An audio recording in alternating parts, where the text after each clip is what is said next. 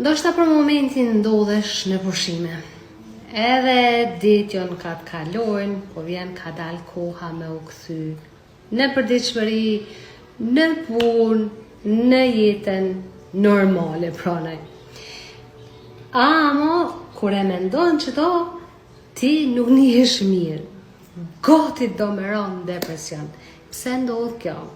Kjo në fakt po tregon që ti nuk je në rrugën e duhur, edhe që je duke e ushtru punën e gabuar.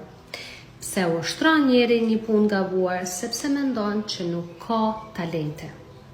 Unë të betohem që ti i ke talentet e tua, unikate që nuk i ka hiç kërkush. Amo ti si një ato, si beson ato, edhe masane detyrohesh me ushtru një punë që të lodh edhe ta shteron energjinë. Masane normal që ke nevojë për pushime. Por të betohem që kur mëson me i zbulu talentet e tua, kur i zbulon talentet e tua, edhe e din cilat janë ato, ti ki me bo punën që e don.